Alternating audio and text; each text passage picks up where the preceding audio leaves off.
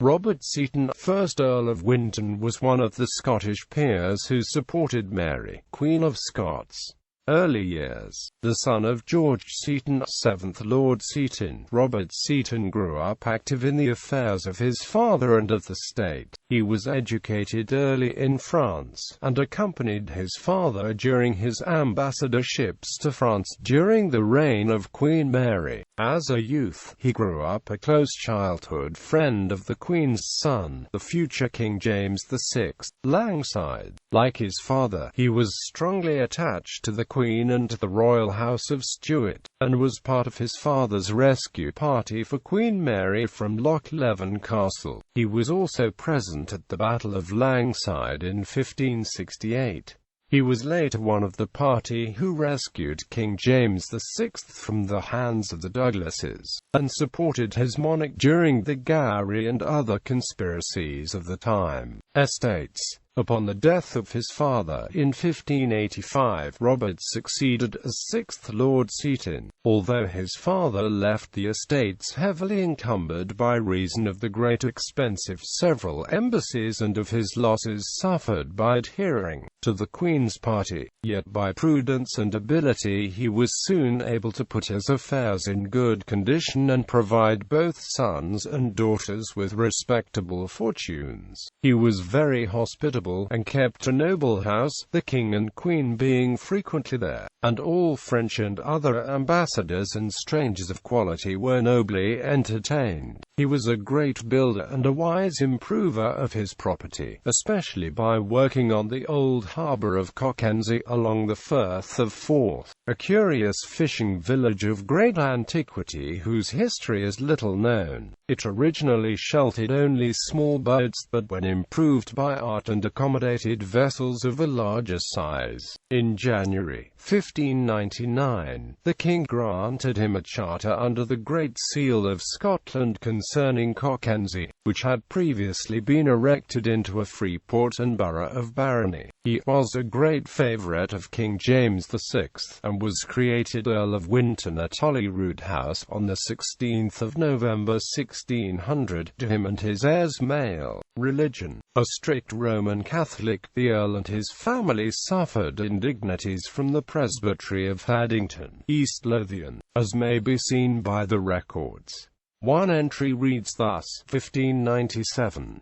Seton Kirk. The presbytery asked Lord Seton if he will suffer them to sit in the kirk of Seton for the space of 2 or 3 days, because they are to gang about all the churches within the bounds, but this his lordship altogether refused. Protestant worship has never been held in Seton Church, as after the family conformed they attended the Tranent parish church, leaving their own church deserted, as it has remained ever since. Marriage. In 1582, Lord Seton married Lady Margaret Montgomery, eldest daughter of Hugh Montgomery, 3rd Earl of Eglinton, by whom he had 5 sons and a daughter. Robert Seton, 2nd Earl of Winton.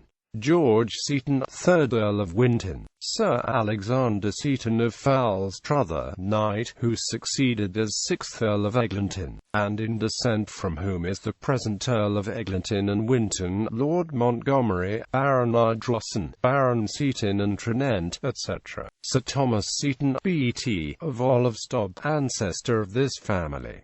Sir John Seton, B.T., of St. Germains. Lady Isabel Seton, who married James Drummond, 1st Earl of Perth. Francis, eldest son of Francis Stuart, 1st Earl of Bothwell, with issue to both death and burial. The Earl of Winton in his latter will, dated the 28th of February 1603, he ordained my body to be buried whole in most humble, quiet, modest, and Christian manner, without all extraordinary pomp or unlawful ceremony, within my college church of Seton among my progenitors of worthy memory. By the words unlawful ceremony, the staunch old Catholic nobleman wished to say that he didn't want any Protestant interference to kirk rites about him after death. as he hadn't brooked them in life. He was buried on Tuesday the 5th of April, on the same day that King James VI of Scotland set out from Edinburgh for London to become King James I of England. As the monarch passed the house of Seton, near Musselburgh, he was met by the funeral of Lord Seton, a nobleman of high rank, which, with its solemn movement and sable trappings, occupied the road, and contrasted strangely and gloomily with the brilliant pageantry of the royal cavalcade. The Setons were one of the oldest and proudest families of Scotland, and the lord, whose mortal remains now passed by, had been a faithful adherent of the king's mother, whose banner he had never deserted, and in whose cause he had suffered exile and proscription. The meeting was thought ominous by the people. It appeared, to their excited imaginations, as if the moment had arrived when the aristocracy of Scotland was about to merge in that of Great Britain, as if the Scottish nobles had finished the career of national glory, and this last representative of the race had been arrested on his road to the grave to bid farewell to the last of Scotland's kings. As the mourners moved slowly onward, the monarch himself, participating in these melancholy feelings, sat down by the wayside, on a stone still pointed out to the historical pilgrim, nor did he resume his progress till the gloomy procession had completely disappeared.